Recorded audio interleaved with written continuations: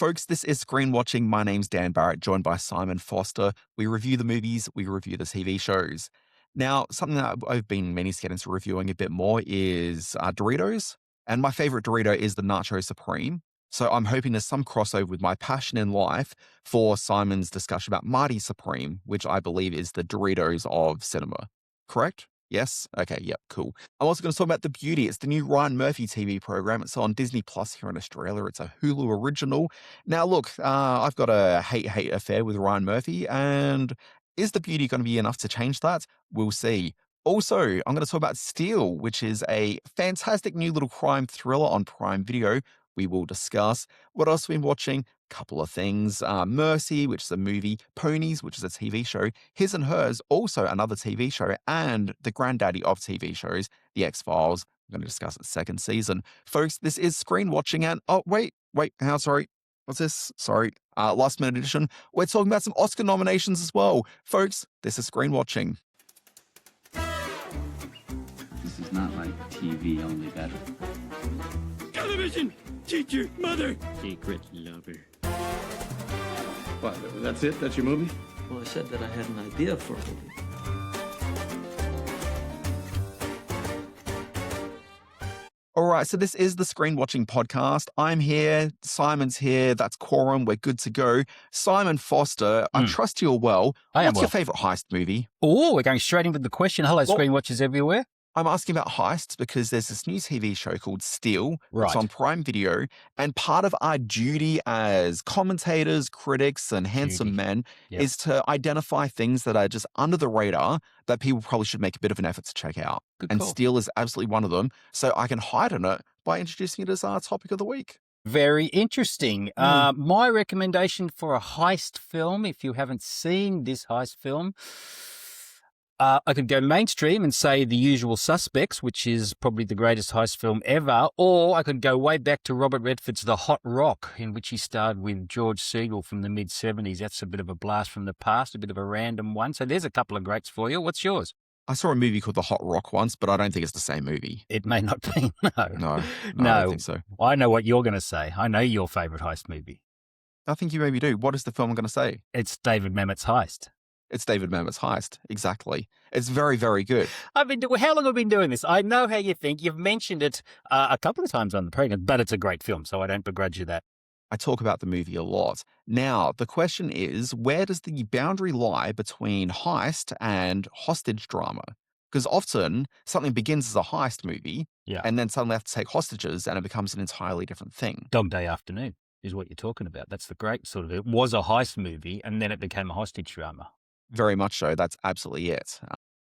Steel sort of touches a little upon that. Interesting. Yeah.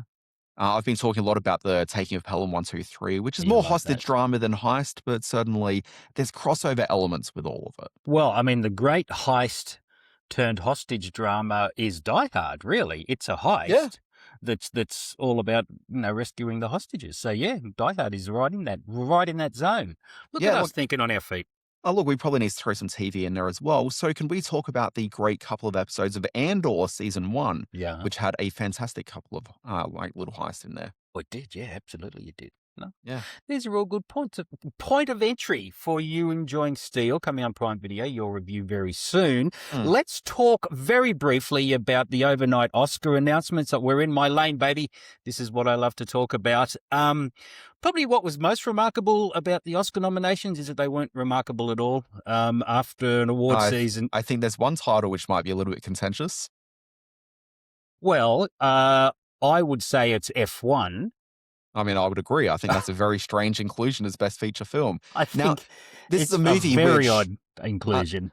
fans of this podcast will know that Simon Foster, not a fan of that whatsoever. Dan Barry here quite liked it, but did he like it enough to think it's one of the best feature films of the year? Oh, God, no. Like, that's just Not a ridiculous. chance. I think it's a very cheesy star vehicle. You said it was loud and enjoyable enough, but not very important. So, and I think the truth lies somewhere in the middle of that. I think it's a strong popcorn film. Yeah, you're absolutely right. It's veering dangerously close for the Oscars to be getting into old school Golden Globe type territory because Is it ever? it really feels very much like a bit of star F word going on here. I would also say there's probably a nod to the power of the Apple in there as well. For that to get a Best Picture nominators and for The Last Bus, what the hell is The Last Bus, getting a special effects nomination, I'd say there's a few strings being pulled by the Apple organization to ensure some presence this year when none of their other films got much of a nod. Is it The Last Bus or The Lost Bus, or what is that? I think it's The Last Bus, and it's the story, and Matthew McConaughey plays a bus driver. I'm already bored talking about it. He rescues the kids from the fire on the mountain. Apparently, so it the is that special film. effects. Yeah, I think it is that Yeah, film. so it's The Lost Bus, and this Right. was an Apple TV Okay. film. Look, I mean, it's Paul Greengrass. I never saw it, and I never heard any reviews that were like particularly rapturous for it. No. But keep in mind that it is a special effects award. Yeah. And the special effects, I mean, what is valid about the Academy Awards versus, say, for example, the Golden Globes, which are a piece of shit. What's valid about the Academy Awards is that each of the categories outside of, I think, Best Film are generally voted upon by the various guilds around the place. And Yes. so when you're looking at, the predictors for the Academy Awards, you don't look at the Golden Globes. You look at the various sort of guild awards that take place because that steers you towards who the winner is Right. going to be at the Academy Awards. I don't know enough about special effects in terms of like, I can look at the screen and go, oh, that seems like a good special effect, but I don't actually properly understand the craft of it. And so I suspect that The Lost Bus is actually a fairly legitimate award in that the people who actually know what they're looking at clearly saw what was being presented to them and said, that is actually incredible work. I'm willing to buy into this, even if it wasn't one of the films which you'd immediately think about as being a special effects driven feature. What if I said to you, maybe another way of coming at the Lost Bus nomination is that that's the spot in the category that Superman should have? Yeah, but look, I mean, I really like that Superman movie, but I can't, from a layman's perspective, looking at the special effects on that, I wasn't necessarily blown away by anything there. It all seemed pretty good in the way that special effects generally all seem pretty good until you watch them at home on a smaller screen for some reason. Yes, But in the cinema, they all embrace look the pretty movie good. experience. Get out and go to the cinema where special effects look better. I would also suggest that maybe there's a missed opportunity there to reward something like the Minecraft movie or Lilo and Stitch, which were huge box office successes and would ensure that people watched the Oscars Yeah, if but they the were Oscars- featured amongst the nominees. But the Oscars shouldn't just be, hey, here's films that you've heard of before, and so we're going to nominate everything. I think that what's particularly great about the, craft categories is that we're actually able to look at something where maybe off the beaten path, but is actually a really significant contribution to the science of motion picture. Oh my God, you've changed your tone all of a sudden. Look at you sort of back in the little Apple underdog movie in the category. Good for you. If anyone needs support, it's Apple. Exactly right. Helping the little people in the industry. That's very true. I'd also argue that Tron Ares should have been in there because as shit as the film was, it looked great all the way through. And Trent Reznor's Nine Inch Nails soundtrack for that film was the best not nominated score of the year, that's for sure. So there's some good ones in there. Also, sorry, just because we're talking about special effects here, if Daniel Barrett and the team at Weta don't walk away with it for Avatar, that's a miscarriage because that was incredible up on the big screen. You would think so. Okay, I wasn't going to raise Avatar because it was all been ignored in most other categories. It got a costume nomination. Which is kind of weird considering how scant a lot of the costuming characters are is. in that. That's very true. Best on-screen nipples.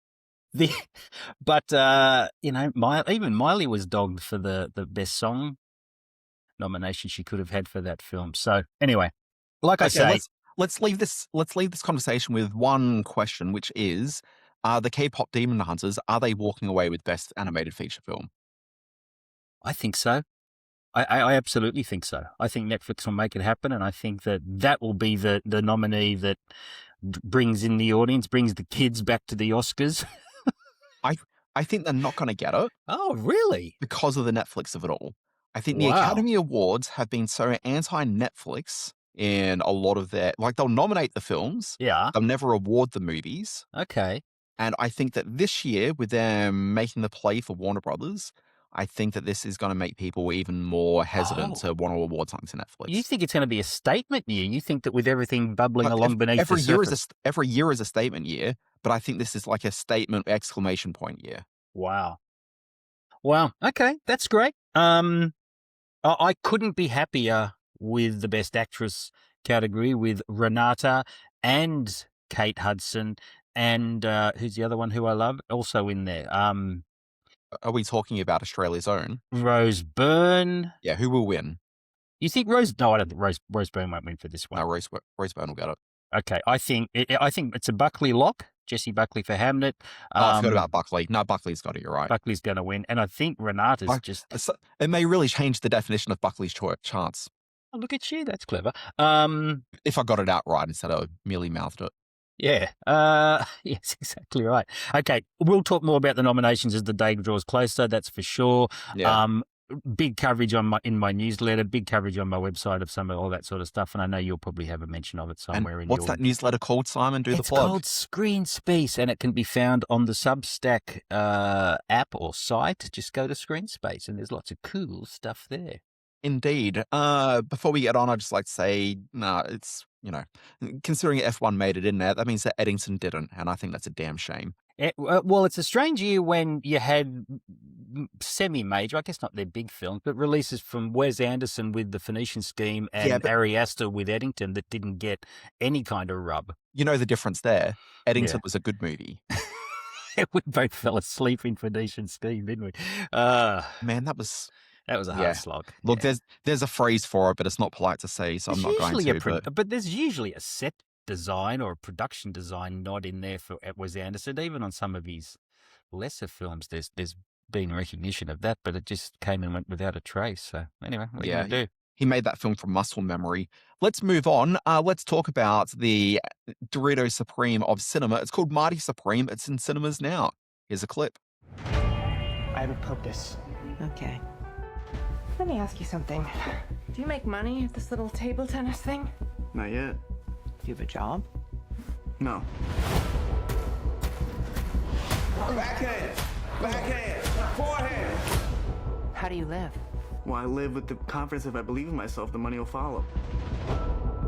And what do you plan to do if this whole dream of yours doesn't work That out? doesn't even enter my consciousness. Maybe it should. Imagine if Forrest Gump had been played by Dustin Hoffman's Ratso Rizzo character, and that's kind of what you get with Marty Supreme. Timothy Chalamet. Why couldn't he just be played by Dustin Hoffman? Why does it have to be the character? No, it's definitely got to be the Ratso Rizzo character. Marty Mauser, as played by Timothée Chalamet in this film, is one of the most unlikable characters you'll see on screen in a long time. He plays a man who's trying to rise out of the sort of the Hell's Kitchen, the streets of New York gutter. He's working in a shoe shop and is the ultimate salesman there, but he wants to take that ambition and take that drive to the world of ping pong, which is huge all across Asia, that he hopes to bring to America. It's a cover for a life that is slowly falling apart. He still lives with his parents, with his mother, who drives him completely mad. He's constantly clashing with an entrepreneur played by one of the Shark Tank guys, I think, Kevin O'Leary. Is that someone I should know, Dan? I don't really know who that is. Sure. Okay. And along the way, he beds an aging actress in the form of Gwyneth Paltrow, all the while. Yeah, hello. All the while keeping under his spell the lovely Odessa Azion, who didn't get nominated this morning, and many thought she would have, but she's terrific in this movie. This is a film that Timothée Chalamet has developed and driven forward. He's been very open. He's sort of instigated this film over the course of the last 5 years, and it's a very definite urge on his part to play this type of character at this point in his career. I wouldn't say manipulative. It's certainly strategic. For him to take on this kind of role in the wake of some of his more sort of moody parts in Dune and Blood and Bone, or whatever that zombie thing was called a couple of years back. He's shows a side of himself that we haven't seen on screen before from Timothée Chalamet, and it will be very hard for people to warm to this film. I think if you go into the movie and you take the perspective that this is all about the symbolism that is America. Marty Mauser is a driven capitalist. The film is set in the 50s, but it uses a very specific 80s pop soundtrack, and that's a very deliberate ploy on director Josh Safdie's part. They're 2 decades when opportunity and ambition drove the American dream of fame and fortune, and that's exactly what Marty Supreme is all about, Marty Mauser is all about. So this is really about the determination of America to get into foreign cultures, to drive their very hard-nosed capitalism. This household was divided by the ending. It seemed a little bit pat to one member of this household, the far more intelligent female member of this household. To me, it kind of played out as it should, but did sort of indicate that maybe conservative America wasn't as bad as we have been led to believe it is, and that's a strange sort of statement for a movie like this to make. So there's a lot to think about with Marty Supreme. If you don't like it, certainly go for the bravado filmmaking. Safdie, like he did with Uncut Gems, is a master of creating anxiety, similar to like he did as a producer on If I Had Legs, I'd Kick You. It has that same sort of energized, anxious feel about it. That doesn't always make for a pleasant movie watching experience, but he knows how to make a great film, and Marty Supreme's a great film. Yeah, I've heard good things. Yeah, it is good. It's good. Yeah. And it was just right. It's exactly what Timothée had to make right now, because we were all getting a little bit, okay, can he do more than just the broody sort of early 20-something kind of thing that doesn't really call on his acting a lot? And he did. He did well in this. I don't know. That just speaks to me, an audience who didn't watch his appearance in that Woody Allen movie a few years back. What was it called? Raindrops in New York or something like that? A Rainy Day in New York. A Rainy Day in New York, yeah, which I quite liked, actually.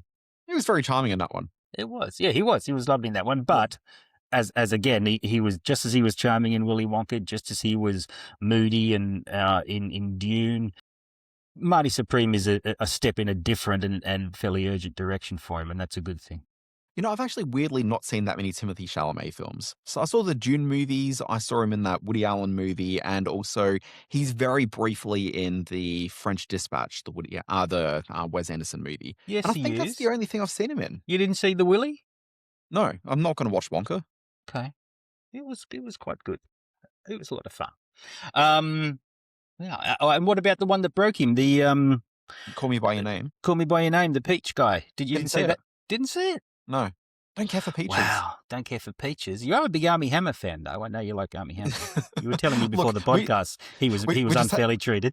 We just share many predilections. Look, I mean, that's the thing. Is this podcast suddenly going to become the pro Woody Allen, pro Armie Hammer podcast? Because I feel when has it not been? There's a lane for it, and I'm not sure if we necessarily want to be in it, Simon. I want you to edit all of that part out, Dan. I think we'll be using that as our social clip. All right. What else? Oh, no, we're not up to that yet. What are you reviewing? Look, speaking of social, let's think about communicable diseases and talk about The Beauty, which is streaming right now in Australia on Disney Plus and the US on the Hulu. I got the beauty shot! Is this real life? One simple injection to become a beauty. Are there side effects?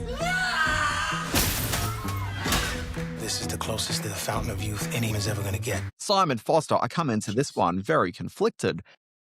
You know me, I don't care for Ryan Murphy at all. I think that his shows are broadly terrible, particularly the ones that he is a writer on. So he's produced, I think, one good series that I quite liked, which was the People vs. O.J. Simpson. Yes. But you can very much look at that as something which he executive produced, but the real creatives behind that one were very much your Larry and Ed. Larry Karaszewski and Alexander Popovich. I can't remember the other guy's name. But it's not Popovich. No, it's not. I'm not even 100% sure it's an Alex, but certainly those gentlemen who've made some very good movies in the past went on to do TV and made a very good TV program. They also made like Ed Wood, The People vs. Larry Flint, and a few other things that aren't coming to mind right now. Ryan Murphy, don't care for him. He's already had the biggest stink of the last 12 months with All Is Fair, which was his Hulu series, which we get here on Disney Plus. To his credit, hugely popular, but terrible show. No. It was widely watched for the first episode. Have you heard them talk about the viewership after that episode, Simon? No, I haven't. Always look for the follow-up media releases. The ones that talk about growing viewership, because, I don't think that was there for All Is Fair. Okay. Have we heard about a second season for that yet? Because usually that's also another sign. Yes, I think we have actually. I don't know, I'm gonna. But he also had the check the Dharma stuff. archives. He also does those awful Netflix true crime things, which are just awful. Yeah. But his latest thing is The Beauty. Now, I said I was conflicted. I don't care for Ryan Murphy, but I really quite like The Beauty, which was what's that you got there? It's a book. It's a comic book series from Image. And I read this a couple of years ago, really quite like it. The premise of The Beauty, the comic book, is that you've got a sexually transmitted disease, which everyone wants. Oh. Because you get the disease, and the only real side effect is it leaves you looking a little bit hot. So it's literally hot, as in steamier, or as in like physically, you just become a bit of a babe. So okay, helps you lose some weight in all the right places, and it's just kind of it just ticks quite a few boxes for you. You come out of it looking pretty good. That's the side effect, really. That's the side effect. So you've got people who are very conflicted because it's a sexually transmitted disease, but at the same time, you come out looking pretty good. So. It's a bit of a question. So there's a lot of people who are, very sort of militant against people who've decided to, chase after it. It's a little bit like, when this isn't something you do in these modern days, but back when, we were kids and like the measles were going around, your parents kind of wanted to send you like over to your friend's house to catch the measles because once you got the measles, you're kind of done with it. And you don't want it like later in life. So lots of kids used to purposefully get the measles like early in. He's true, everyone. That's how it was back when we were kids. It's kind of the same. So people are out there trying to get the sexually transmitted disease. Anyway, as you start to learn by, the end of the first, actually within the first few pages of the issue, there is a side effect, which is that some people who get the disease tend to kind of blow up. Which, is a thing that kind of makes sense in a comic book sort of scenario, but just looks a little bit silly on TV and certainly looked very silly on the TV program here. But the problem with The Beauty, the TV series versus The Beauty, the comic book series is that the comic comes at this and actually explores the various ways that people's relationship with themselves and beauty is actually, governed and changed by their relationship with how the disease works. And you've got a few sort of things like there's two cops in this where in the TV show they're having an affair, but they're not in this. But the guy ends up having an affair. He's a married man, but suddenly catches the disease. So suddenly he's looking really, really hot. There's no hiding that from your wife. No. So, you've kind of got those sort of elements coming to play. How old is this comic book? Is this an AIDS era sort of metaphor, or is it when was it written? Look, I mean, I don't think it's probably right to say it's an AIDS metaphor. Like there's more sexually transmitted diseases than that. Instead, it's more a way to discuss the way that people perceive beauty and incorporate it into their own lives and people's self-esteem. And, it's pre-Ozempic, but it probably actually works pretty well as like an Ozempic metaphor in retrospect. But it's only a couple of years old. Interest in it. Yeah, okay. I read this maybe 3 years ago, I think. 2016, I think it's saying. I don't think it's that old though. I can't be right. No, it says 2016. There you go. Look, so it's been around for a while, but obviously adaptable to the current society's obsession with. Exactly. And I actually thought Ryan Murphy seems like he's probably a pretty good deft hand to adapt this purely because there was Nip Tuck back in the day, which touched upon a lot of the same issues. So when I heard about this, I thought perfect partnership. Unfortunately, the person who is producing this program in 2026 is Ryan Murphy, and he's awful, and the TV show is just not very good. It misses a lot of the subtleties and the nuances and cleverness of the comic book concept, and instead just kind of like just vomits it all out on screen. It starts playing around with like incel culture for a little bit, and it's all just a bit too extreme and over the top, and sort of loses like just this initial sort of quaint relatability to what the concept is. Like it just needs to be played so much more subtly than what we've got here on screen. So is it good I made it to the end of the I made it to the end of the first episode. I'm like, I can't do any more of this. What It's just about too much. I'm partial to a little bit of Kutcher. I don't mind his sort of on-screen charm when it's in service of decent materials. Is he bringing his all to this? I don't think he's even in the first episode. I'm trying to Okay. remember. I watched it a little bit late, and I was getting really just frustrated and bored and annoyed by it. All right. So I guess we're not watching But The suddenly, Beauty. look, you've got Rebecca Hall in this, and I always That's a huge really like plus. seeing Rebecca Hall, and she's great in this. You see her bottom, but it may be a stunt bottom. I'm not too sure. But certainly keep that in mind. Okay. And then also you've got what's that guy's name? Evan. He was like one of those It boys. He's in a lot of the Ryan Murphy shows. Yes, yeah. Okay, he was Evan he was Peters. Dharma. Yeah. Anyway, he's all right. Like it's all, there's potential. Okay, Get but onto like your it's heist not one. realized. Tell me about Steel. But something that I'm actually properly excited about is Heist, not Heist. That's a Dave Mamet film from back in the day. Not to be confused with the other film also called Heist. No, I'm going to talk about Steel on Prime Video. Let's play a clip. £4 billion in pensions stolen in the largest armed robbery in British history. I'm Reese Kovacs, Senior Investigating Officer. You and your colleagues here have been ID'd as potential significant witnesses. As we know, they all wore prosthetics, so our facial recognition is completely useless. Find the thieves, find the money, both are time critical. I don't know how you feel about Sophie Turner, Simon, but I've been largely indifferent. I quite like Sophie Turner. See, I get some of the Sophies mixed up. There's a few of them going around at the moment. But she was. Give me a hint. Let the people know where we know Sophie Turner from. Game of Thrones and not Sophie's Choice. That was a character.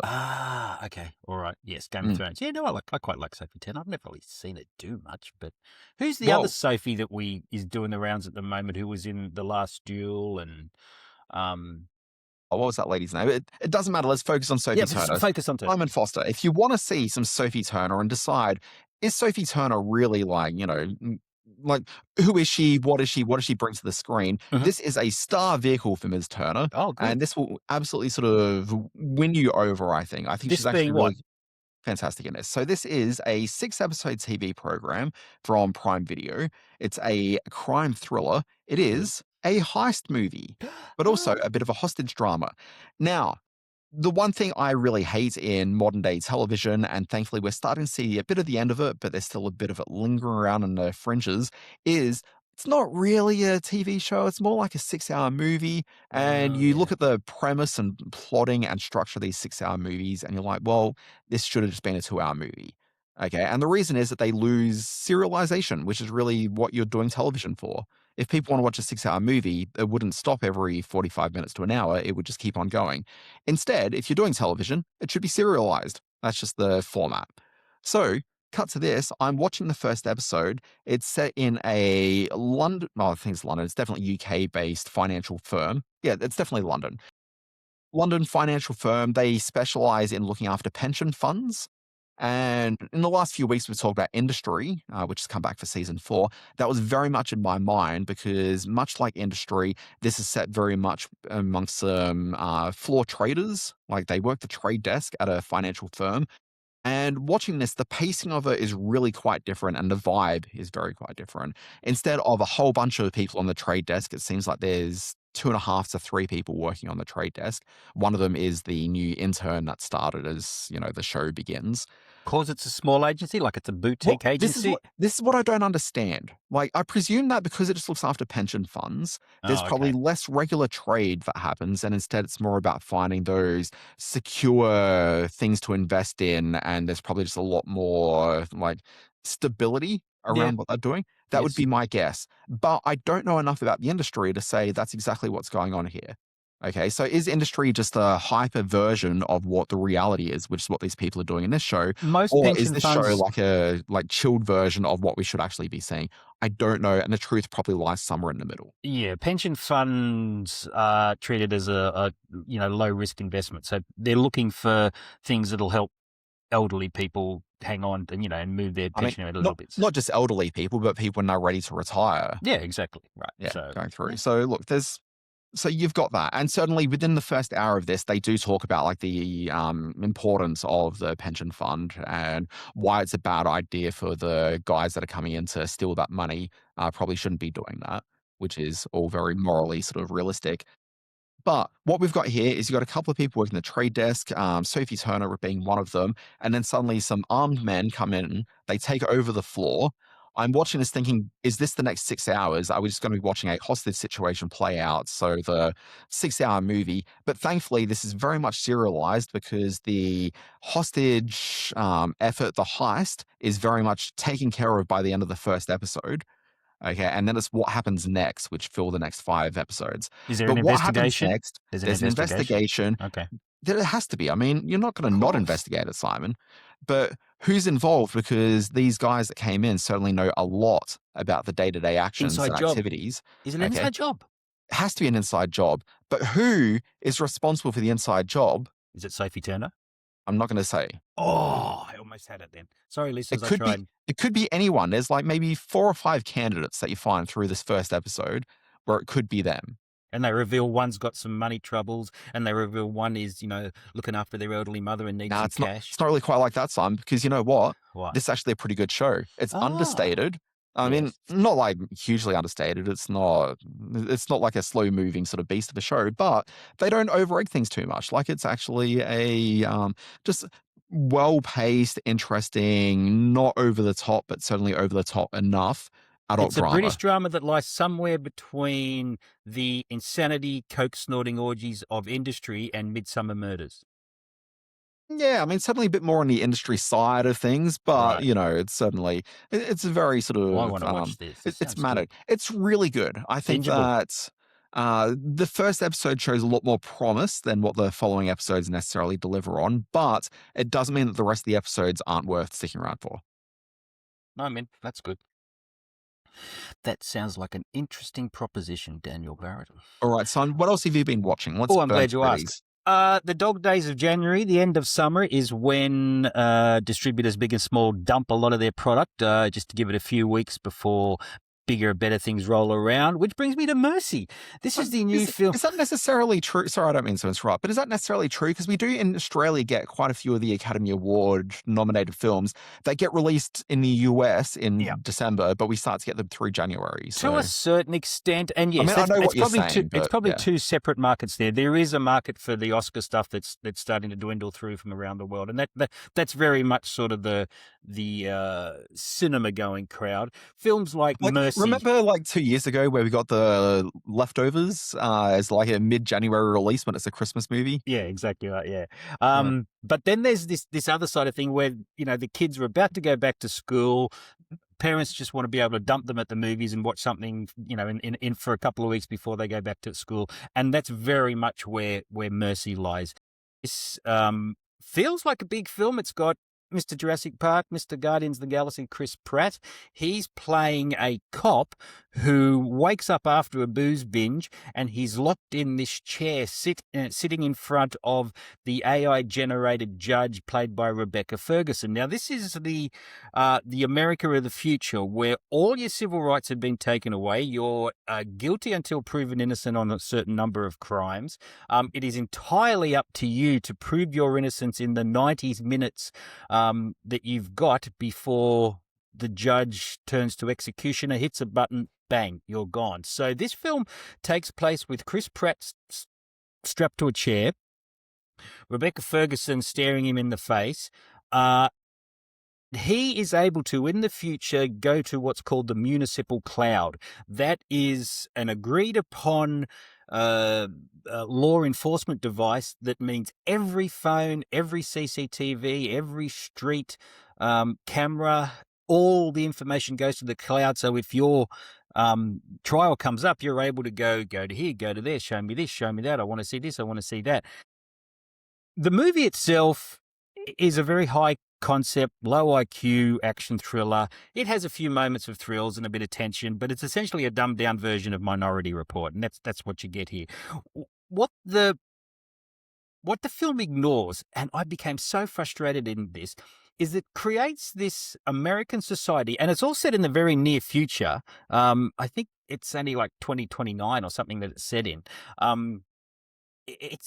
We live in an America in this movie that's diametrically opposed to everything about the existing, democracy, the Constitution as it exists in America right now, which is fascinating that they're able to take this sort of premise and say that this is the America we live in now. It's collapsed to the point where no one has their right to an attorney, no one has their presumption of innocence. The city of Los Angeles has been cordoned off into certain red zones where they put the criminals, and the police department has the population has agreed that you can have access to all of our personal devices.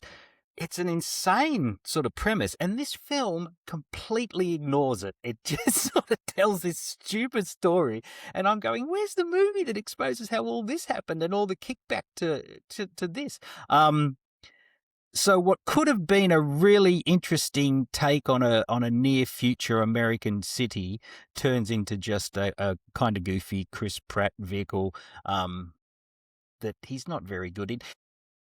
For all its umming and ahhing and all its sort of future tech, it's also very much just a straight retelling of this old 1949 film, which I love, called DOA, where a guy gets poisoned and he's got a week to find out who killed him before he dies. And that's essentially the same thing that Chris Pratt's going through. He knew he's got 90 minutes to find out who killed his wife before the judge hits the flick switch. So, look, it's okay. There's a lot of screen, camera, screen, and CCTV type footage. It's made by a guy called Timur Bekmambetov. Ugh, You hate your Timur films, don't you? man. So look, it'll be on one of the streaming channels by the end of the month, I'm almost certain. But yeah, it's a missed opportunity, this one. Yeah, I don't think there's a single like genre TV program that hasn't done like their version of DOA at some point during the episode. There was Dennis Quaid remade it in like 1988 or something, which it's just a forgotten movie. But it was really good then too. I love the DOA story. It's when it's done well, it's done. Tell you what, I also watched very quickly on the small screen. I watched Ponies, which is the new new TV series starring Emilia Clarke and Haley Lou Richardson. It's all set in the 70s. They played two American women who decided to become sort of low-key, low-rent spies to try to find out who killed their husbands. And it's a whole lot of that behind the Soviet wall shenanigans. It's really, really enjoyable. 3 episodes in, they're a great team. It looks beautiful. It's all shot in these sort of browns and deep greens and a lot of snow-covered streets that they've recreated the period really, really well. And the two of them together have a great chemistry. So Ponies is a lot of fun on the telly. Yeah, the problem I have with Pony, like I really like Ponies, but it's the problem with any sort of high premise thing like this, which is that you meet these women right in like the opening minutes of this show, and you get to sense who they are as like just regular people. And so, like, this is before they've had like a major stress in their lives, which happens shortly afterwards because their husbands get murdered. But there's something about the vibrancy of those characters. I kind of want to spend time with those characters specifically, not necessarily the characters who are dealing with like the loss of like their husbands, because that turns them into different characters and they behave in different ways as a result of that. I absolutely know what you're saying. I did love them very much in that first episode. And it's that naivety and that innocence that's played on a bit as the episodes go along. So that's addressed. But they're still they're changed characters because they have gone through that grief. I'd kind of like to have seen something with just like those two, because there's such just vibrancy and just like a Laverne and Shirley type spy story. Absolutely. Yeah, like I'd prefer to have seen a story where it was the two of them who were involved in something while their husbands are also being spies. Yeah, like to me, that would have been a bit more fun. A really cool cast member in this that needs to be mentioned is Adrian Lester, who needs to have always been in more things. And he's been present, but I think that we saw him back in American, what was that film called? Primary Colors. Or the Bill Clinton thing with John Travolta. Yeah, that's right. From as Adrian well. Lester was given like this big sort of platform to really be like a breakout actor, and it just never happened for him. Never happened for him. At first, I thought it was Dooley Hill from The West Wing. I thought, okay, so he's back. And and he was in Psych too, wasn't he? But it wasn't him. It took me a second look to say, that's Adrian Lester. Dooley was in something else like not too long ago. I can't remember now, but Dooley Hill always welcome on my screen. I like that guy. For sure. But great to see Adrian. What else have you been watching, Dan? Great question. Debuting on Netflix a couple of weeks ago was this really great little police twisty thriller journalism drama. It's pretty heightened, called His and Hers. The premise of this one is that there's a small US town, there's a dead body that's been discovered.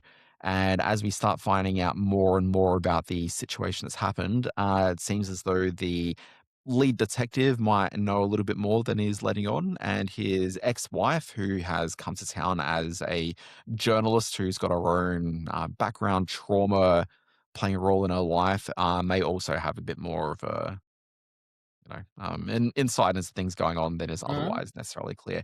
Anyway, it's good. You see twist after twist after Who were twist. the his and hers in the title? Who were the stars? I knew you were going to ask that, and suddenly, I knew both you their names just went dropped out of my head here. Well, it's Tessa Thompson, I'm pretty sure. She's one of them. Confirm. And also that gentleman who's really good in everything that he's in, John Bernthal. Oh, John Bernthal.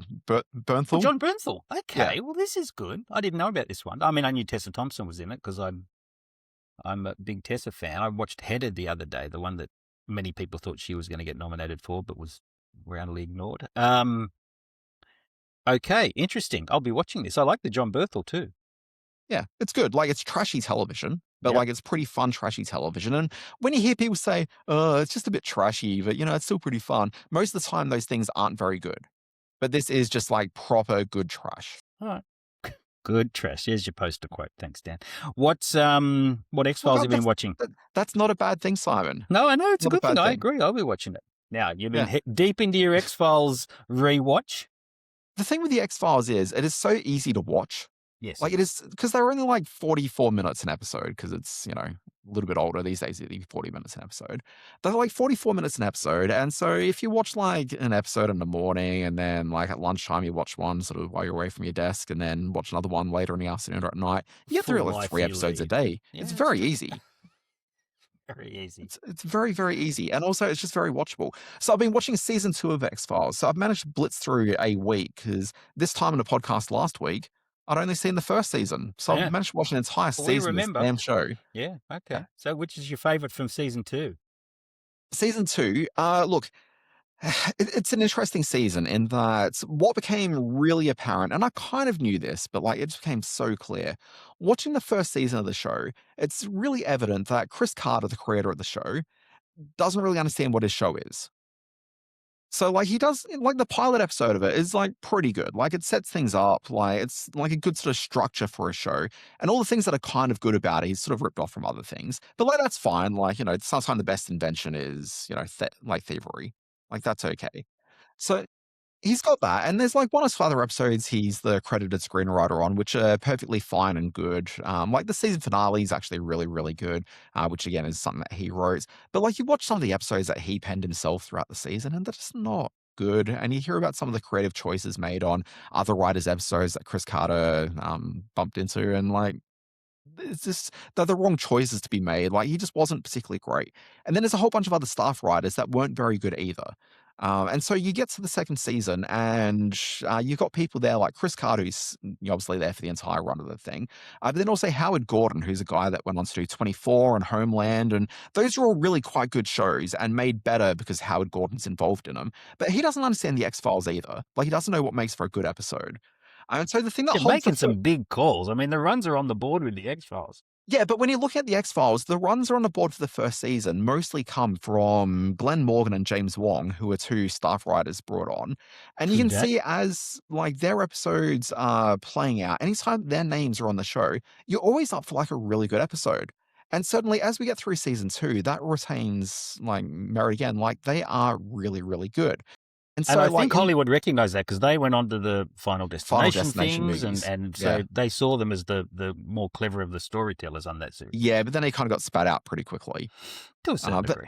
from the X-Files, they went on to create their own show, which is this really good sort of space military drama called Space Above and Beyond, which is pretty good. A bit sort of cheesy and hokey in some ways, like maybe a bit sort of overly ambitious for what they had budget-wise and, capable of it back in the day. And then they went on to do a season of Millennium when Chris Carter didn't get immediate success with that program.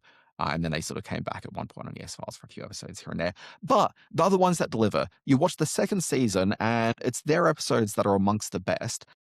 two other names that sort of come in on the second season. First of all, and we'll get back to Chris Carter in a quick second, but you've got Darren Morgan, who's the brother of Glenn Morgan. Yes, he He is. gets brought in. He's brought in initially as an actor. He's the Fluke Man. Really? Yes.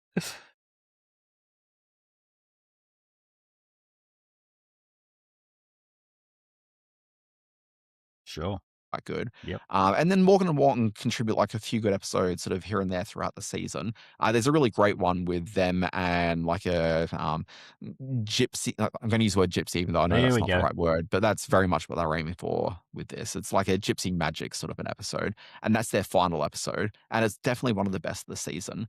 But the two that are the best of the season, the actual best episodes, is Darren Morgan contributing his first actual script, which is this thing called Humbug, which by name you might remember what that one is. Absolutely. It's got a few guys from the Jim Rose circus, including Jim Rose, playing freak show, carnival, carnival folk.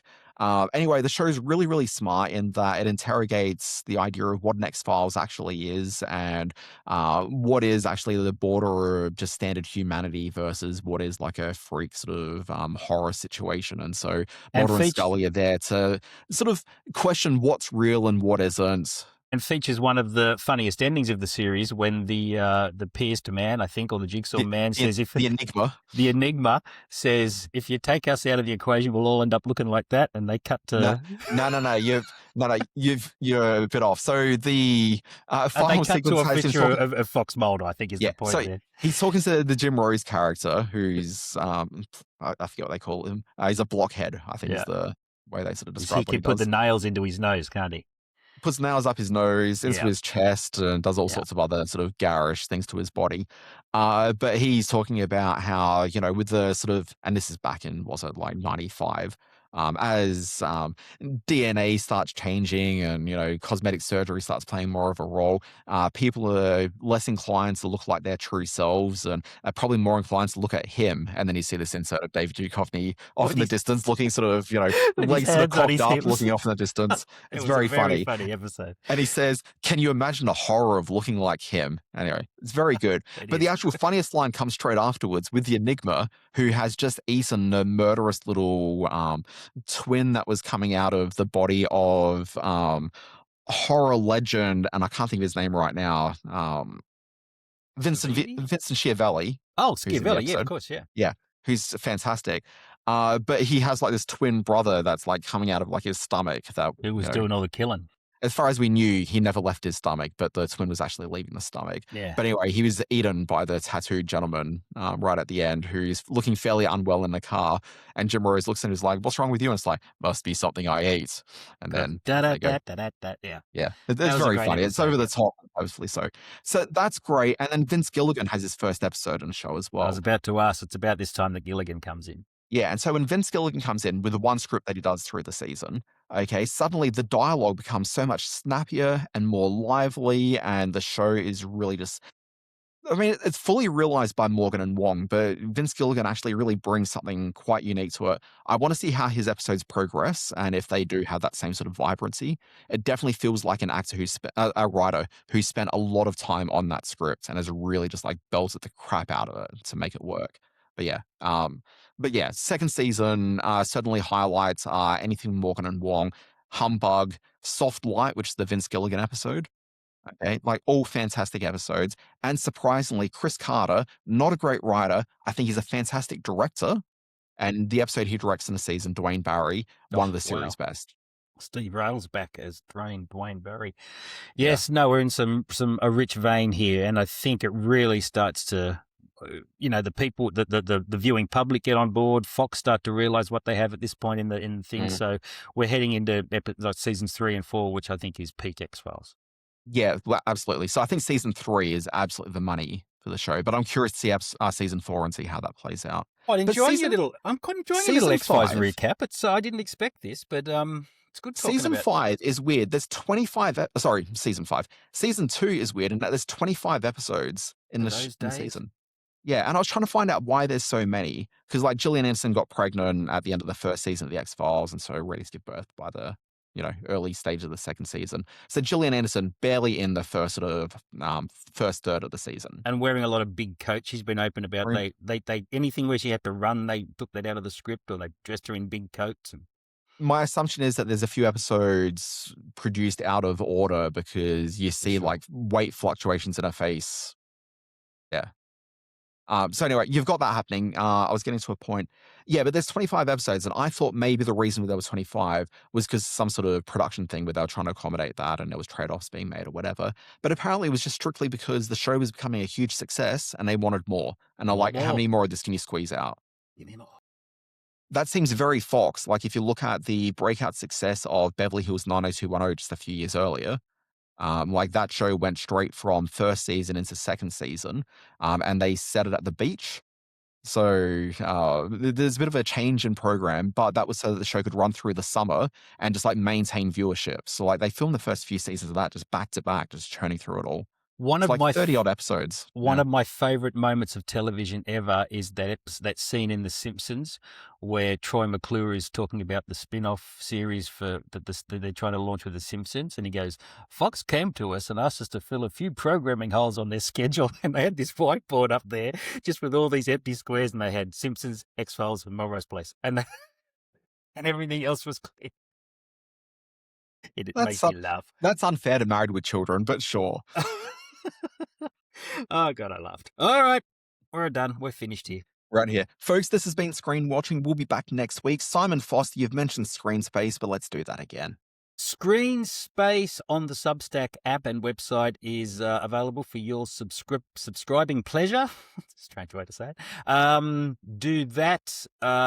Those of you down in Melbourne, our Melbourne Science Fiction Film Festival is nearing. It's happening March 6 through to 8. I'll be mentioning that a little bit more as the weeks roll on, but the tickets are on sale now, so get down to Nova and buy your tickets. Fantastic. People can find me at Always Be Watching. There's a newsletter that comes out every goddamn day. It's called Always Be Watching at alwaysbewatching.com. It's got all the stories you need about TV streaming and a little bit of movie stuff from time to time. I don't think I talked about the Academy Awards much. I had to force it into this podcast. You were like, "Oh no, can't we do that when it's more interesting?" And I was like, "No, it's what I talk about." This is the production meetings that we have, folks. The awards are the interesting thing, not the nominations. No, the nominations are always exciting. We're in the middle of the season now. So we can skip the awards then? Yeah, we can skip the awards. Yes. Bye, Dan. Folks, this has been Screen Watching. We'll be back next week with more of this guff. We'll see you then.